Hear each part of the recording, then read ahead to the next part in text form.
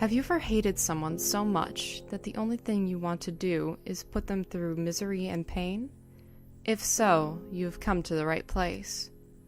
This curse was used on Japanese spies that went rogue in the ages of the samurai, and is still used by secret organizations today as a form of unnoticeable torture.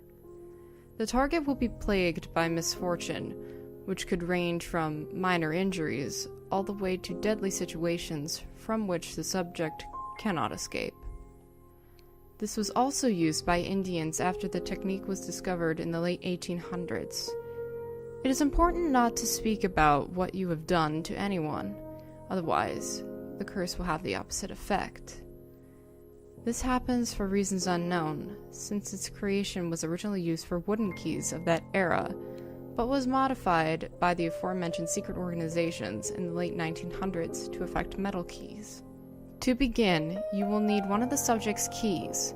You must make sure it is not an important key, since important keys are easily missed by owners. You might have a hard time even getting close to your victim's keyring, but after you acquire this, you will need the following: ash of a burnt-down tree, log, or stick to capture the spirit, a silver container to make sure that the spirit does not escape while it was captured, a knife or sharp object to anger the spirit by stabbing it while captured, rice to make sure the spirit can become more powerful and do more harm, a pen and piece of paper to make sure the spirit hits the right target, salt as a precaution to pour around the silver container, so if the spirit escapes both the ash and silver container, this will provide you with enough time to complete the ritual if the spirit is a very strong one. Water to lay the container in, maybe inside a sink or somewhere else, just as long as you can retrieve it again in a short amount of time. If you have the above-mentioned materials, then follow the steps to begin the ritual. Pour the ash into your silver container and begin to pour the salt around the silver container. These are your 3 titanium walls, blocking the spirit from trying to attack you. Now, place the key inside the ash slowly. Chant, "I've got a treat for you," 15 times.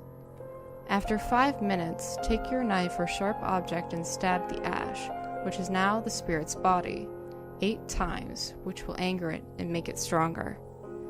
Now pour the rice into the silver container. This will cause the curse effects to become stronger. After pouring the rice, the spirit will be back in the container, if it could escape both the ash and silver container. Write your target's name onto the piece of paper and drop it into the silver container. Go to your water source and let the container soak for 30 minutes, so you can give the spirit time to make the key its home. After 30 minutes, you should take the key out of the container slowly and return it to where you found it.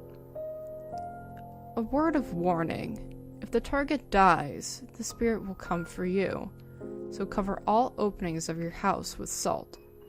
Otherwise, you might see the same key appear in your house. And then, well, you will die.